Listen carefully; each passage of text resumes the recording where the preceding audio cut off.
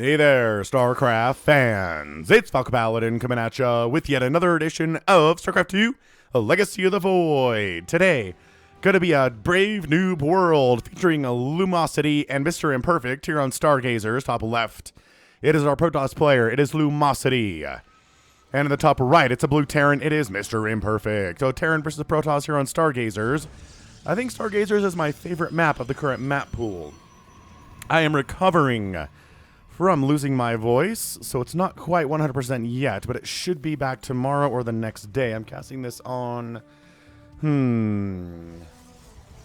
October the 17th. Okay, so I'm pretty much okay now today, so as you're watching this, I feel like. But if I'm not, I'll let you know. Okay, so Brave New World is my examination of Bronze and Silver League level replays that are sent to Snipermonkey at the email address in the description here with the subject of Brave Noob World. Thank you very much, Snipermonkey. I really do appreciate you watching all of these replays and letting me know which ones are a best fit for Brave Noob World. So a lot of learning opportunities, a lot of reasons to laugh. That's the criteria for Brave Noob World. Woof. Is this going to be a proxy from Lumosity? Is it going to be? So Gateway expand, but a Gateway Ninja expand. Here at the South Gold. Okay, man, so MrImperfect, you're on the clock. You better find that. You had better find that. Because the two-basing Protoss with the advantage of a gold base is super duper hard to hold off. Ugh. So engineering bay. Yes. You want a planetary fortress at your natural, as is all Brave Noob World Terran players want. Yeah, cybernetics core, Lumosity. This is a build. This is a build that Lumosity knows fairly well.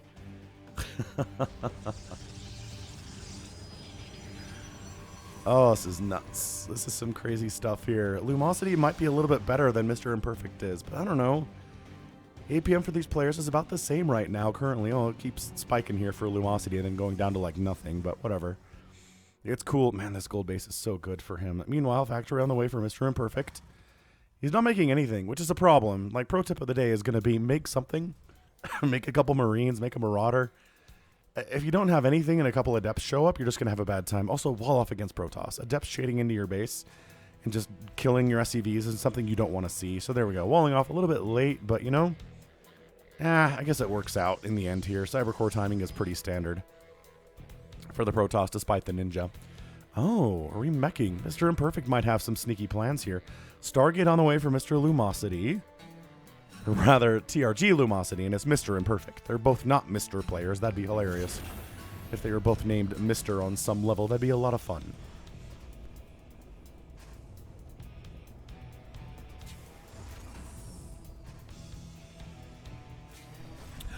Sorry if I do go quiet on you there for a minute, because I'm like hacking some garbage out of my throat, some post-nasal drip, so you don't have to hear that on the cast. But yeah, I'm getting rid of it. That's the good thing. So remeching, we've got to be. Two factory on the opening here. Hellions. Hellions, not a bad answer to Adepts. Really bad against Stalkers, which is what Lumosity has here, unfortunately.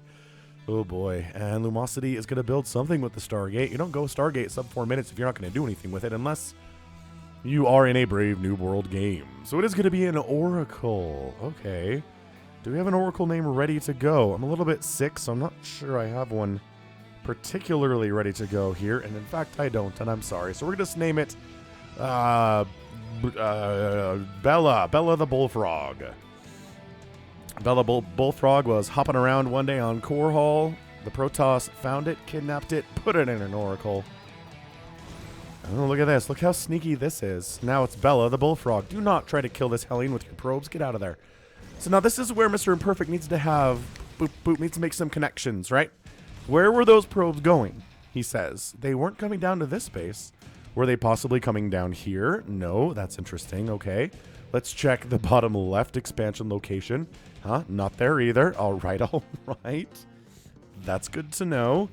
And then how about... aha! Look what we found. Oh, those probes transferring. They totally gave this away. I'm pretty sure Mr. Imperfect wouldn't have found this. Mr. Perfect would not have found this if not for the fact that those probes were doing a transfer down this way. So yeah, Hellion ends up getting 4 kills, scouts the space, beautifully done. Got a tank heading down that way, a single tank, love that. Another tank on the way. He's just going, you know, mass tank. It's like, well, the enemy's making stalkers. Tanks are pretty good, I guess. Yeah, so this Hellion is definitely dead. Oh, a Hellbat transformation. Doesn't get anything done, but whatever. Oracle, no.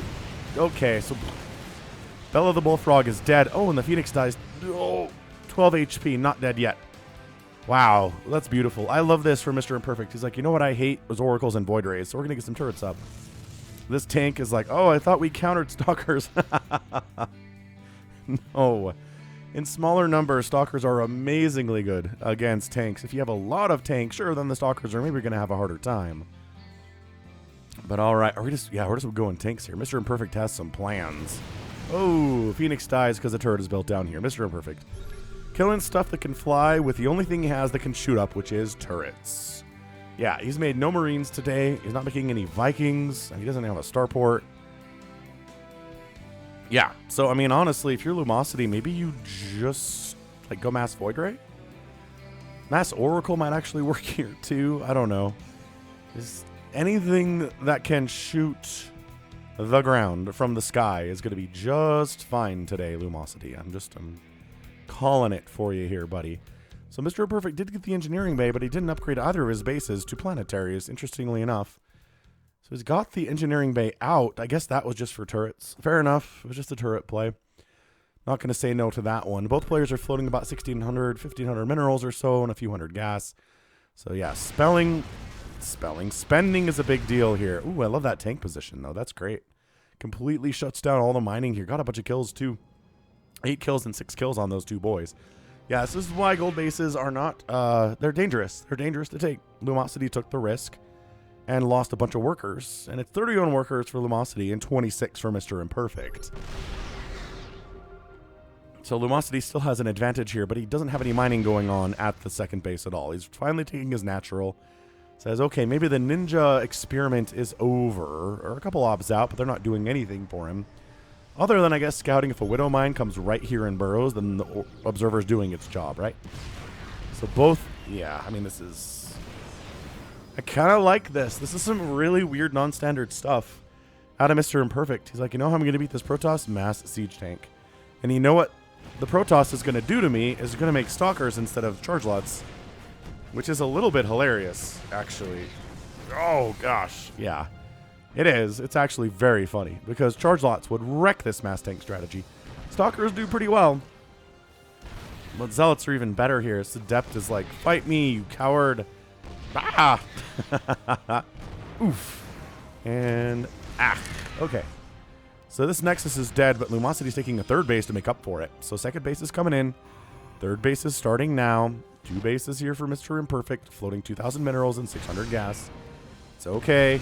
We're learning here, but yeah, if you find yourself with 2,000 minerals in the bank, build more production facilities or use the ones you have. All 3 of these factories are doing nothing right now.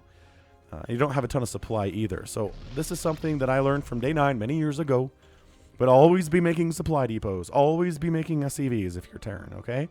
Like, don't queue them up, but always have one in the bank.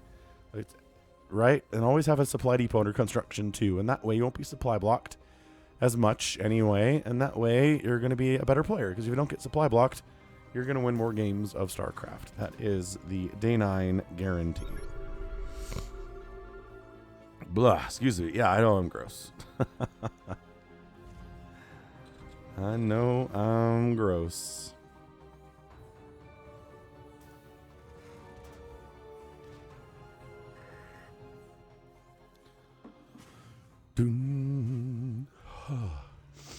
Alright, so what's Lumosity up to? We might have to ×2 this thing if he's just going to sit here and get 3 bases and macro up. And oh boy, look who just showed up. The siege tanks that have been causing you problems all game.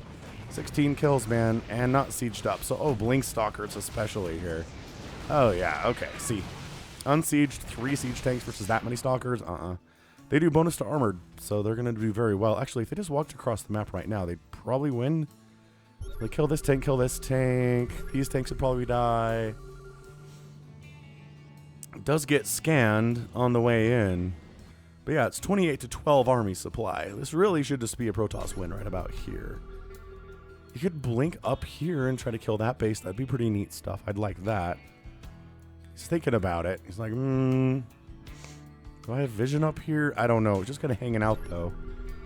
And look at MrImperfect. He's making more tanks. This is like a tank strategy versus Protoss, which can't say I've necessarily ever seen before. Mass tank's not really something StarCraft 2 is at all. Not on Brood War either, actually. So, fourth base on the way from Lumosity. MrImperfect has his third at the secret location, but he's not doing anything with it at all. Which, there we go. Now he's starting to mine some minerals from it. Excellent work there. And, I mean, this is just tank. He made a Marine. This is an obs. Beautiful. I think the scouting location for this is great. And then a turret gets built underneath it, and it immediately is executed. So, 37 to 23 army supply. Lumosity has, you know, kind of a ragtag army of stalkers. He's got himself a couple adepts and a sentry here. I don't know about this one, though. Yeah, oh, okay, all right. So now, you can't be undecided here. Yeah, okay. That went so poorly for Lumosity. Part of it was the indecision. Part of it is you need to be able to blink in, see what you're dealing with, and if it's too much, immediately getting out. Don't come back and then dodge back in and come out and dodge in again. And if you're going to commit, commit. You can't dance. When you're dealing with this many siege tanks, dancing will get you killed. Commit or run. I guess either way is committing. Commit to run or commit to attacking. That's how this has to work. Right. So yeah, 4 basing Protoss here. 41 to 36 workers in favor of the Protoss. And look, if your opponent is only making tanks, I'm not kidding. Like, get carriers, get void rays, get something that can kill tanks. These stalkers are not going to be your answer for the rest of this game. Especially not if they have upgrades, which they've got +1. They're working on +2. And sure, your stalkers very nicely have +2 and +2, which is great. But, yeah, basically, oh man, these aren't even sieged and they're kicking your butt. Okay, maybe don't, alright, cool. So they want to fight. And that's it. Like, holy, oh, and a slow warp in too. Oh, sad. 16-second warp in, not enough to save that stalker's life. Alrighty then. So it's 26 to 11 army supply. MrImperfect. Like, you know what's working for me right now is tanks. Let's make 4 more of those. And you know what's working for Lumosity? Not stalkers, but we're going to make more stalkers anyway. Like, I understand maybe you're worried about the missile turrets, but seriously, if you just made like 6 or 7 void rays, you'd win. This game would be over. Adepts, okay. The little adept army of cuteness is here to try to save the day. Nope. That doesn't work. It's 35 to... Okay, it was 5, and then warp-ins happened. How are you going to get high ground vision up here? You have scans. There's scans. Okay, cool. Dude, MrImperfect, he just believes in the power. He believes in the power of this siege tank, and it's working because Lumosity is not adjusting his strategy to what his opponent is doing. This is definitely a lower level problem in all levels. You know, all StarCrafts is, you know, you have an idea. Lumosity likes Blink Stalkers. Lumosity's won a bunch of games with Blink Stalkers, but this is not a game for Blink Stalkers, and yet that's all Lumosity is doing. I'm the same way, right? I'll be like, well, I've decided this game I'm going to go for Roaches and Ravagers, and then my enemy is going like straight carrier off the bat, and I'm like, well, yes, I see. And then I don't adjust, and then I die because I hate fighting carriers. But man, 38 to 5 army supply. Honestly, just wander. You know, okay, this is great. 4 more tanks on the way. +2 attack is done. +3 vehicle weapons is coming in here too. This is amazing. This is like, this is the weirdest.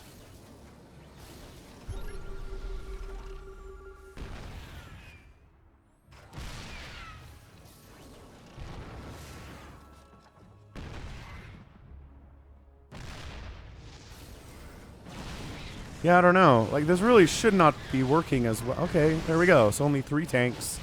Lumosity makes more stalkers, and again, is lulled into a false sense of security that tanks are enough here. Or rather, stalkers are enough here. Right?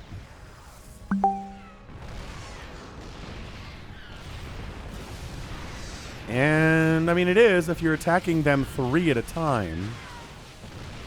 Yeah. So, sorry, that dinging is just my Google chat going off in the background. I didn't close the tab today. But that should be all. It was one of my friends giving me a random baseball statistic. You guys want to hear a sports ball statistic? Tony Gwynn, Major League Baseball player, played in 2,440 professional games. According to the announcers in the game tonight, he had a single 3-strikeout game among those 2,000 games. So you're up to about 4 times on average, right, in a baseball game. And he only struck out 3 times once. I mean, that's an insane statistic for him. Mr. Imperfect.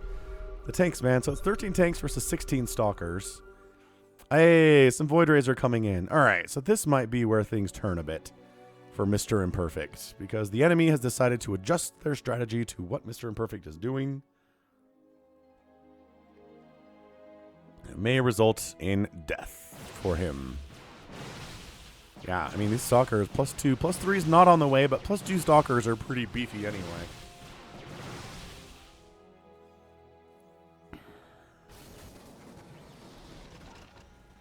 All right, tanks are set up. They can't see this because it's high ground, though. Oh, there we go. He scans it to see if there's anything. Ow. Ow. Oh, no. Ow. No. Oh, well, it's kind of working. But guess what? Flank attack. Oh, the flank attack isn't even necessary. My gosh. Okay. All right. Yeah, these stalkers are having the worst go of it here. But Void Rays 3 at a time. Yes. Yes, the Void Rays. Void Rays do not fear siege tanks, not at all. It's another excursion here from Mr. Imperfect. And that's probably a dead Nexus. The Void Rays, are they here yet? There's 2. Ooh, kind of stutter stepping with siege tanks is a little bit sick. You don't see that a lot. So these guys get to be in single target mode. I'm serious though, charge lots would be super good here. Oh, he's not even running the probes away, but here come the Void Rays. Oh no, so all the probes die. Maybe one makes it out? Yeah. But that's a dead Nexus. Oh, maybe it's not. Maybe it's... Okay, it's definitely a dead Nexus. There we go. So the Void Rays are like, we will kill you. And then, man, Mr. Imperfect goes right into Thor production. Not a terrible idea. Single target damage, really long range. Maybe if they're clumped up, you go into splash damage mode. 59 to 41 army supply. These tanks are like, well, we're going to die, but let's kill what we can. Oh, these Void Rays, no, they were told to A-move the other way. Yeah, focusing down a pylon for guaranteed damage. That's great. That's really good. Instead of trying to go for the non-guaranteed damage of these Stargates, he goes for the pylons to try to supply block his enemy and maybe depower something. That was fantastic. Good choice there. Another base is up for Mr. Imperfect. Another one is up as well. I mean, so he's got all of 49 workers, but he's technically 5 basing. He could probably use, I would say, some more SCVs, but he's got 4,700 minerals in the bank. He's producing nothing at the moment, which seems like a problem. If you're trying to win this game, he's not supply blocked, but production, he's got his 4 Thors. And the fleet beacon just came in here too, so I'm not sure if that's for Vikings. If that's for carriers, or if that's going to be for flux veins. What do we think? Where is that fleet beacon? There it is. Not being used for anything at the moment. And it's just Void Rays in production.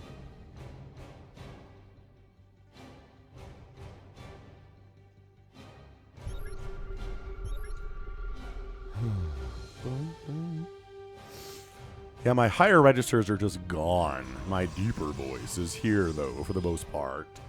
It's usually how this thing works. But yeah, man. I mean, this is MECH. It's MECH against the Protoss player. Oh my gosh, that's a lot of Void Rays all of a sudden, though, isn't it? So we've got 11 Void Rays against, you know, technically 4. Here we go. So the Thors are prismatic alignment. Oh, no. No, Lumosity doesn't know about prismatic alignment. Oh, boy. This is working very well for him anyway. Actually, this is working super well for him anyway. But pro tip, there's prismatic alignment upgrade. It's a spell And it gives you like +6 damage to armored targets, which is what these Thors are. They'd be dying so much faster if you had prismatic alignment turned on, and you don't. And this is hurting me. Lumosity, why? Lumosity, no. Lumosity, no. Okay. Oh, that's your GG. Wow. Yeah, so what that game totally came down to was Lumosity's inability to understand and remember possibly that prismatic alignment is an ability that Void Rays have, because they did really well. They killed all but 4 of the Thors. They could have killed all of them with prismatic alignment up. Thors can't run away either. It slows the Void Ray down, but they can't run. They're not going to chase. Or you can chase them, right? Oh, that's hilarious. It's definitely a premature GG. I think Lumosity's like, well, I don't know what to do if Void Rays don't win. Immortals, oh my gosh, Immortals would be so good here too. Against these tanks, against these Thors, whoa. Like a charge lot Immortal comp here for Lumosity. He's sitting on 2,000 minerals. He needs to, there we go, just get charged on your Twilight Council. Make Immortals with your remaining minerals, make charge lots, and just win this game. That's it. That would have won it. MrImperfect tried to mech. It shouldn't have worked, but you know what? It was a lower level game, and that's all that matters. Is he got the win here. He had great upgrades too. +3 attack, +2 armor. I mean, 2-2 for Lumosity. It's not bad upgrades. It's really not. Both players doing a pretty good job with that in a 20-minute game. So fun stuff. Resources lost here. 20,000 for Lumosity, only 10,000 for MrImperfect. That's crazy. That is 66 Stalkers, 11 Void Rays. Oof. 38 probes, 2 Nexuses. Not a base died here for MrImperfect today. And that's your GG. So well done, MrImperfect. And that's going to be it from me. So this has been Falcon Paladin coming at you with yet another edition of StarCraft 2 Legacy of the Void and a brave noob world. Go ahead, hit that like button, hit that subscribe if you like what you saw and what you heard today. You can also catch me on Twitter, Facebook, Patreon, and Twitch, all at /Falcon Paladin. And until next time, as always, thank you so much for watching, and you take care of yourself.